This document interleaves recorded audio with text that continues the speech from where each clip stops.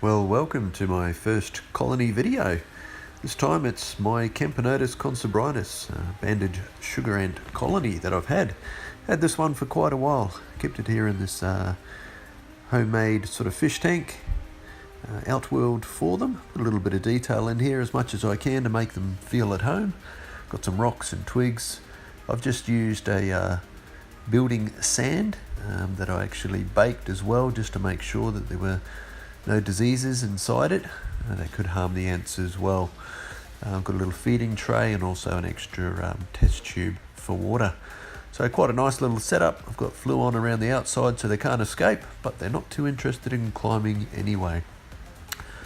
So having a little closer look here at the colony. They're housed here in a acrylic Oz Ants formicarium, which they love. Seem to be doing quite well in here. So let's have a closer look at them.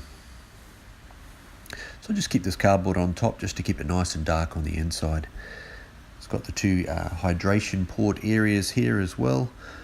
They like to keep their brood here over in the bottom left hand corner, just away from the sponges there, so they must like it a little bit dry. The nest is a little bit big for them. I was probably a little bit quick to put them into this particular nest, but they do seem to love it and they're doing quite well here. Very healthy brood. I love these sugar ants, banded sugar ants, such beautiful colours. You can see the queen, nice and healthy, doing quite well.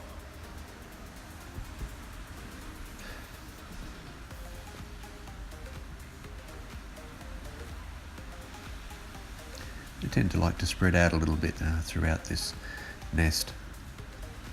So let's have a bit of a closer look at these ants. So here we go, the queen. Now, I have given my daughter the pleasure of naming all of my queens, and she's named this one Scarlet.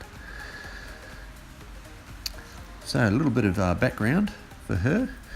I caught her locally on the 4th of December 2017. And I kept her in a test tube setup. From there, it was about 8 days later that she laid eggs. She laid 2 eggs to begin with, and then she started to lay consistently from then on. As of the 21st of December 2017, she had 13 eggs there. Further on into January, these actually expanded, so we had on the 18th of January 5 cocoons, 6 larvae approximately as well. And it was at this time that I connected an outworld as well for her. The first cocoon hatched on the 3rd of February, and there are about 9 or 10 other cocoons at this time as well. A few days later, on the 10th of February, there were 4 workers all hatched as well. I found if I added too much water to the hydration ports on there, they would actually move the nest as well. So a little bit of learning curve there for me to get them just right. But now we can see that they've expanded quite nicely. They've grown. They've got a beautiful brood here. Throughout winter they were a little bit dormant.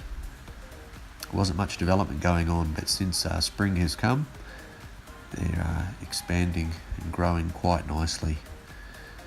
Such a beautiful looking ant. Love the colours that they have. So there we go. There's my colony of Camponotus Consobrinus with the Queen Scarlet, and currently has 14 workers. So I'll be doing some updates on these colonies a little bit later. Hopefully we'll see quite a few other new ants hatch as we go through spring and into the warmer months. Well, thanks very much for watching. This is my colony number 1. I'll have other colonies to follow. Please subscribe to the channel if you'd like to see some more updates. Thank you very much for watching. See you next time.